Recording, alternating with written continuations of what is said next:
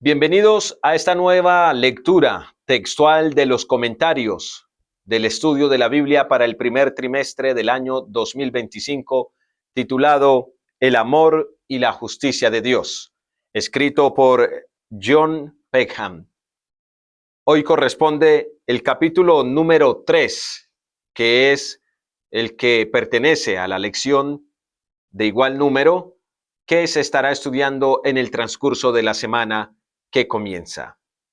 Está titulado ¿Dios se complace en nosotros?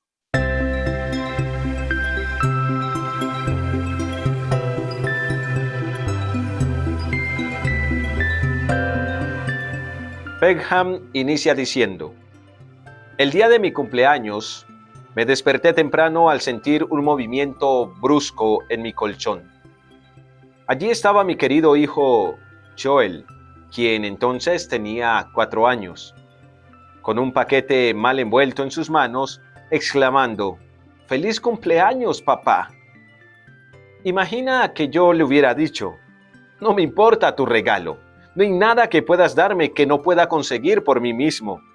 El regalo en ese paquete fue pagado con mi dinero, así que en realidad no me estás regalando nada. Mejor quédate con tu pésimo regalo. No lo necesito y tampoco lo quiero, pero sí te quiero a ti mucho. ¿Qué pensarías tú del autor de esta lección? Agrega Peckham luego: me vienen a la mente palabras como desalmado, qué frío, qué insensible. Ahora bien, ¿crees que Dios ve así las ofrendas que tú y yo le damos? Después de todo, ¿de qué carece Dios? ¿O qué necesita Dios de ti y de mí? ¿Cómo puedes tú hacer un regalo a Dios si Él no necesita nada y si todo le pertenece? ¿Dios puede recibir algo además de dar? ¿Puede Dios sentirse complacido por su pueblo? ¿Cómo puedes tú complacer a Dios? Algunos teólogos afirman que Dios otorga bendiciones valiosas, pero que no puede recibir nada que sea realmente de valor. Afirman que el amor de Dios es independiente de la valoración, evaluación o deleite característicos de las criaturas. Este punto de vista, estimados amigos, suele ser definido por 3 razones. En primer lugar, algunos creen que Dios no puede verse influido o afectado por nada externo a Él. Por lo tanto, es imposible que alguien pueda dar a Dios algo realmente valioso. John Piper escribe, abro comillas, la declaración Dios es amor significa que por la plenitud misma de su naturaleza, Dios no puede ser servido, en el sentido de que necesita algo de alguien, sino que es quien atiende pródigamente a su creación. Por definición, sigue diciendo Piper, Dios no puede ser enriquecido, sino que es quien enriquece a otros. Cierro comillas. En segundo lugar, muchos afirman que el amor puro debe ser totalmente abnegado y que, por lo tanto, recibir algo en respuesta al amor expresado significa egoísmo. Esto está vinculado al concepto popular de ágape mencionado anteriormente. Puedes ver el episodio número 1 de esta serie de estudios y de lecturas textuales, según el cual, según ese pensamiento de ágape mencionado en el mencionado, valga la redundancia, capítulo 1, el amor de Dios es totalmente indiferente a cualquier expresión de reciprocidad. No obstante, ya vimos que el amor de Dios sí es recíproco. En tercer lugar, aunque Dios pudiera recibir expresiones de reciprocidad, dicen estos teólogos, en respuesta a su amor, y no fuera egoísta a hacerlo, todo lo que hacen los humanos está contaminado por el pecado, y los humanos son, por lo tanto, incapaces de generar algo valioso o de deleitar a Dios. Entonces, la pregunta es, ¿puede Dios complacerse en su pueblo? Incluso si pudiera, ¿sería egoísta que Dios recibiera amor de su pueblo? Por último, ¿podrían los seres humanos darle algo a Dios? Abordaremos estas cuestiones una por una. Primero, regocijo a causa de ovejas, monedas e hijos perdidos. ¿Puede Dios complacerse en su pueblo? Hay 99 ovejas, pero faltaba una sola. Así que el pastor fue tras la oveja perdida y al encontrarla, según Lucas capítulo 15, versículos 4 y 6, 4 al 6, la pone sobre sus hombros gozoso. Entonces junta a los amigos y a los vecinos y les dice: alégrense conmigo, pues ya encontré mi oveja que se había perdido. Esta parábola, estimados amigos, pone de relieve la alegría de Dios por cada pecador salvado. Jesús explica en el versículo 7 que hay más alegría en el cielo por un pecador que se arrepiente que por 99 justos que no necesitan de arrepentimiento. Ahora, ¿se alegra Dios por un pecador que estaba perdido y ha sido encontrado? Evidentemente sí. La Biblia así lo declara en el pasaje que acabamos de leer. Más adelante, en Lucas capítulo 15, Jesús cuenta una parábola acerca de un hijo que pide su parte de la herencia a su padre antes de tiempo, pues su padre estaba vivo, estaba lleno de vida, todavía no había muerto, entonces no tenía derecho por el cual pedir la herencia. El padre le concede, a pesar de esto, con pesar su petición. El hijo se marcha, malgasta rápidamente su herencia y se redujo a la miseria y al hambre, al punto de desear la comida que da a los cerdos puestos a su cuidado. Entonces, en medio de esta situación, recapacita y decide volver a la casa paterna, pero ya no como hijo, sino como siervo, según los versículos 17 al 19 de Lucas capítulo 15.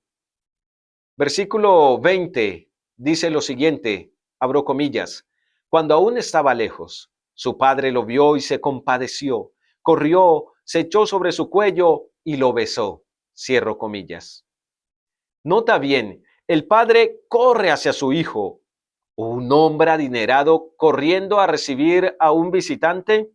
No se trata de un comportamiento típico y socialmente aceptable, sino de una imagen sorprendente acerca del profundo amor del padre por su hijo pródigo. Al reunirse, el hijo declara en el versículo 21, Padre, he pecado contra el cielo y contra ti, ya no soy digno de ser llamado tu hijo. Y, sabes, esto era cierto.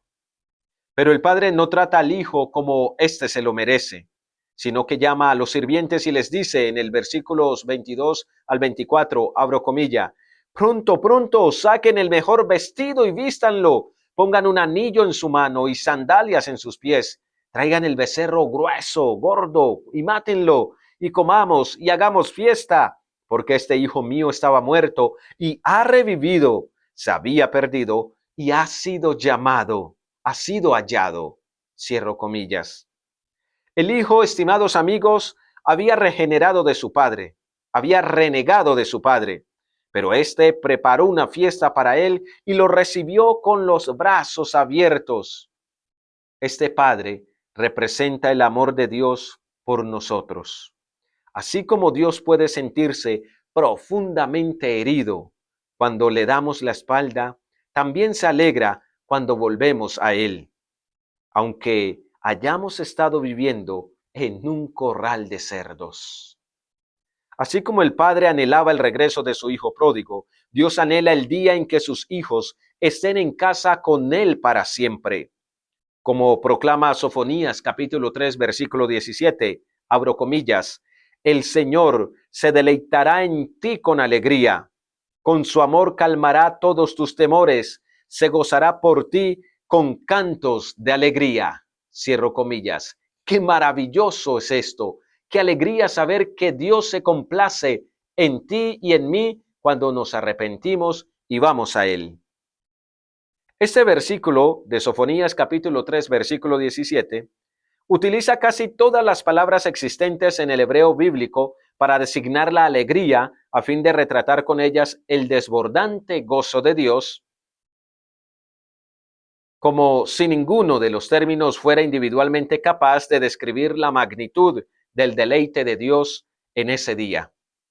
Además, algunos comentaristas sugieren que la frase "su amor calmará todos tus temores" describe un amor tan profundamente sentido que deja a uno sin palabras.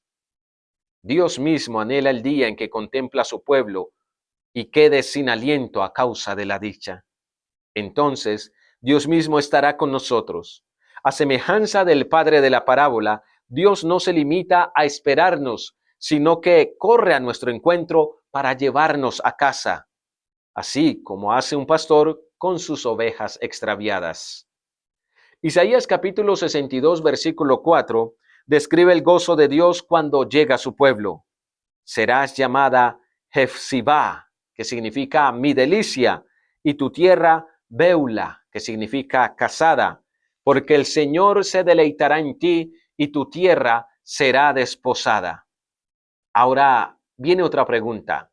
¿Recibe Dios nuestras expresiones de amor en respuesta al suyo y se complace en su pueblo? Efectivamente, así es. Según estos textos y muchos otros más, Dios se complace en su pueblo y Dios recibe nuestras expresiones de amor. Esto nos lleva a la segunda pregunta. ¿Es Dios egoísta al deleitarse en nosotros? Ten en cuenta que Dios ama a sus hijos como a alguien que ama a su propio cuerpo. Según algunos, se supone que el amor es puramente desinteresado y abnegado, de modo que quien ama no se complace en el amor que recibe, sino en el amor que solo ofrece, que solo da. Esta idea toma algo bueno, y es que el sacrificio desinteresado siempre debe servir a los demás en circunstancias apropiadas, y lo universaliza como si fuera la esencia del amor mismo. Efesios capítulo 5 arroja significativa luz acerca de esto mediante dos metáforas usadas allí por el apóstol Pablo para representar al pueblo de Dios como la esposa de Cristo y su cuerpo. Dice Efesios capítulo 5, versículos 25 y 28 al 30. Maridos, amad a vuestras mujeres, así como Cristo amó a la iglesia y se entregó a sí mismo por ella. Así también los maridos deben amar a sus mujeres como a sus mismos cuerpos. El que ama a su mujer, a sí mismo se ama, pues nadie odió jamás su propio cuerpo, sino que lo sustenta y lo cuida, como también Cristo a la iglesia, porque somos miembros de su cuerpo, de su carne y de sus huesos. Nota que los esposos deben amar a sus esposas como parte de sí mismos. Y es así como Cristo ama a su pueblo, como si éste fuera parte de sí mismo. Cuando me casé con mi esposa, me hice uno con ella, conforme está escrito en Génesis capítulo 2, versículo 24, y en Primera de Corintios capítulo 6, versículo 16. De modo que sus intereses se fusionaron indisolublemente con los míos. De manera similar, al hacernos parte de su cuerpo, Cristo se identifica con nuestros mejores intereses y los hace parte de los suyos. En esas metáforas, estimados amigos, que son paralelas del amor, el dador, en este caso, que es Cristo, recibe desinteresadamente en el proceso mismo de dar. El amor abnegado de Cristo al morir por la iglesia, para que pudiera ser redimida como su esposa, está vinculado con su amor propio y totalmente desinteresado por su cuerpo metafórico, que es la iglesia. Esto es lo opuesto al egoísmo, y es una relación amorosa ideal que hace dichoso tanto a quien es amado como a quien ama. Me afecta profundamente lo que le pasa a mi esposa. Mi alegría está ligada a la suya y viceversa. Del mismo modo, Dios resulta íntimamente afectado por la vida de sus hijos. Nuestra alegría es parte de la suya. Sin embargo, Algunas personas sostienen que cualquier interés propio de parte de Dios desvirtuará la pureza de su amor. No obstante, reconocer que Dios posee un interés apropiado y no es egoísmo, hace que su amor abnegado sea aún más asombroso. Si Dios no tuviera ningún interés propio, no tendría intereses que sacrificar por otros o por nosotros. Si nada pudiera aumentar o disminuir su dicha, ¿en qué sentido podría sacrificar algo para salvarnos? El Dios descrito en las Escrituras vincula voluntariamente su felicidad a la de sus criaturas. La cruz es la máxima manifestación de su amor, ya que allí se sacrificó voluntariamente por nosotros en la persona de Cristo. Aunque el sacrificio propio es sumamente virtuoso en las circunstancias apropiadas, no es ideal que todas las personas se sacrifiquen todo el tiempo. Por buenas razones, los auxiliares de vuelo instruyen a los pasajeros para que, en caso de emergencia, se coloquen su propia máscara de oxígeno antes de ayudar a los demás. Ahora, ¿es egoísta seguir esas instrucciones? Por supuesto que no. Estas instrucciones se dan porque uno no puede ayudar a los demás si se queda sin oxígeno. Imagina un mundo en el que todos solo dan, pero nunca reciben. Esto sería el amor ideal, según algunos. Si dos personas llegan ante una misma puerta con intención de ingresar a un lugar y ambas insisten en cederse la oportunidad de hacerlo primero, pues ninguna de las dos avanzaría. Se quedarían eternamente, no, entra tú primero, no, tú primero, no, no, entra tú, no, tú primero, y jamás ingresarían. Si todo el mundo actuara de forma abnegada todo el tiempo, no habría nadie que recibiera los beneficios de la abnegación. Por supuesto, lamentablemente esto no es un problema en nuestro mundo. Tenemos demasiadas personas dispuestas a recibir y muy pocos dispuestos a dar. En un mundo ideal, estimados amigos, sin embargo, todos serían dadores y receptores desinteresados, de modo que el ciclo del amor continuaría y aumentaría exponencialmente. Además, el sacrificio propio no puede ser el ideal de Dios, ya que no puede servir como fin último del interés ajeno. En caso de que Dios sacrificara su propia existencia, si acaso eso fuera posible, no podrían existir otros, pues toda existencia depende de Él. La opinión de que el amor de Dios consiste esencialmente en el sacrificio propio es, entonces, contraproducente. El amor de Dios no es egoísta y se manifiesta en el sacrificio propio siempre que la ocasión lo justifica, pero es mucho más que eso. Ahora bien, ¿acaso es egoísta una madre o un padre por deleitarse en su hijo pequeño? Por supuesto que no. Por supuesto que no. Tal deleite es parte integral del amor materno y paterno genuinos. Del mismo modo, Dios se deleita en su pueblo precisamente porque nos ama. Suponer que el amor de Dios es esencialmente abnegado también pasa por alto el hecho de que Dios es digno de toda alabanza, adoración y amor. La tragedia, entre comillas, de la cruz no es un fin en sí misma, sino un medio para el fin mayor, que es la reconciliación de Dios con sus criaturas humanas. De allí que Pablo diga en Hebreos capítulo 12, versículo 2, por el gozo puesto delante de él, sufrió la cruz. Ahora bien, Elena de White comenta lo siguiente, abro comillas, el gozo propuesto a Cristo, el que lo sostuvo a través de sacrificios y sufrimientos, fue el gozo de ver pecadores salvados. Debe ser el de todo aquel que lo siga, el acicate de su ambición. Cierro comillas. Esto nos lleva a una tercera pregunta. ¿Pueden los seres humanos dar algo a Dios? El deleite de Dios en su pueblo no es un deleite arbitrario, sino evaluativo. Se basa en la valoración de la disposición y la acción humanas. Si no fuera así, Dios no esperaría regocijarse a causa de sus hijos. No habría separación entre Dios y nosotros, ni necesidad de explicación, de expiación. Las Escrituras enseñan que Dios se deleita realmente a causa de nuestras oraciones y ofrendas. Nota lo que dice, por ejemplo, en Proverbios capítulo 15, versículos 8 y 9. El sacrificio de los impíos es abominación para el Señor, pero la oración de los rectos es su gozo. El Señor detesta el camino del impío, pero ama al que sigue la justicia. Esto describe expresamente el amor evaluativo de nuestro Dios.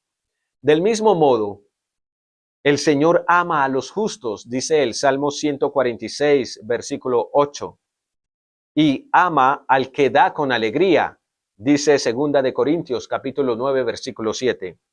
Estos textos, estimados amigos, también describen el amor de Dios como evaluativo. Sin embargo, estos textos no significan que Dios ama solo al justo o solo al dador alegre. Otros pasajes enseñan que Dios ama a todos, como Juan 3:16, de tal manera amó Dios al mundo. Sin embargo, debe haber algún sentido en el que Dios ama al justo y al dador alegre que difiere de la forma en que ama a todos. De lo contrario, estos textos pues no tendrían sentido. No obstante, ¿quién es justo? Romanos capítulo 3, versículo 10 dice, no hay justo ni aún uno. Luego en Romanos capítulo 3, versículo 23 dice, por cuanto todos pecaron, están destituidos de la gloria de Dios. ¿Cómo podría Dios complacerse en nosotros en vista de que somos pecadores e injustos?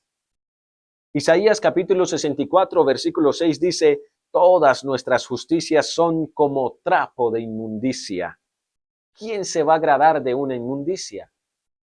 Es fácil mirar nuestros defectos y pensar, no tengo nada que dar que no esté manchado por el egoísmo y el pecado. Yo no valgo nada. ¿Cómo podría yo agradar a Dios? Ni siquiera vale la pena intentarlo.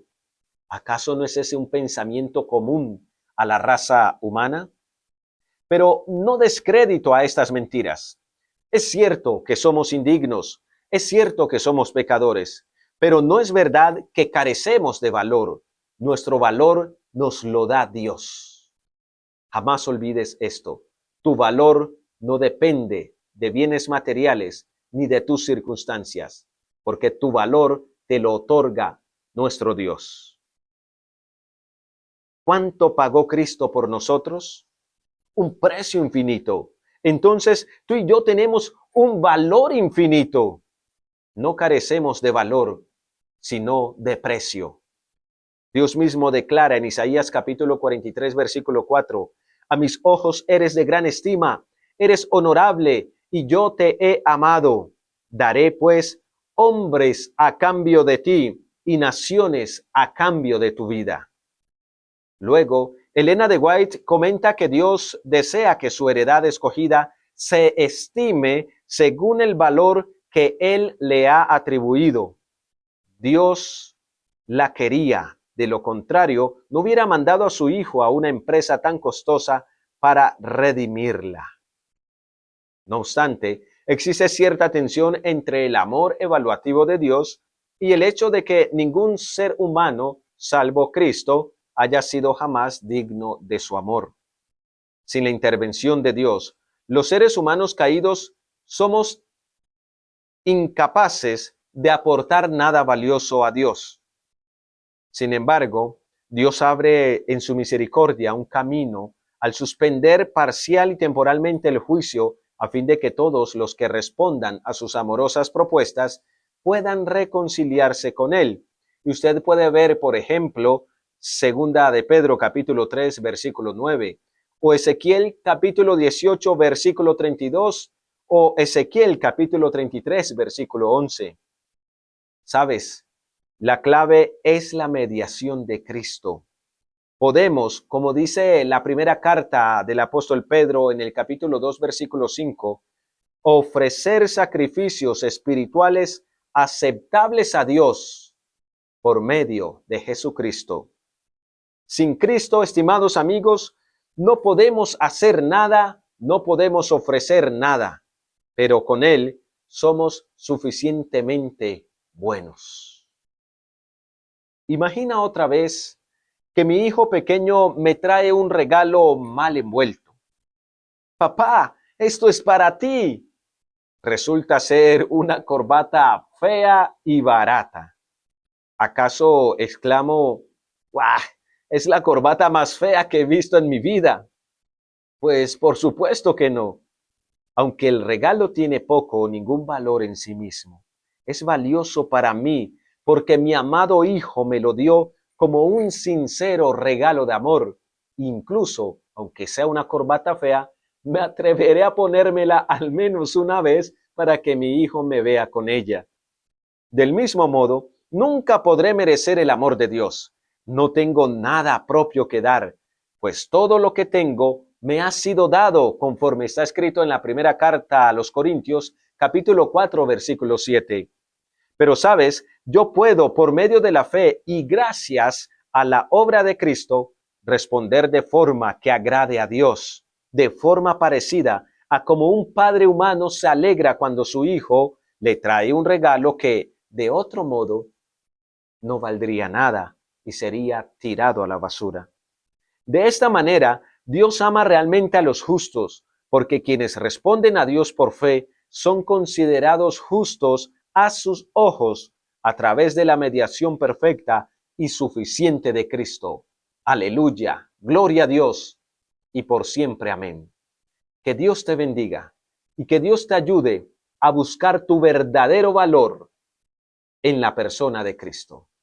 Fuerte abrazo y nos encontramos en el próximo video.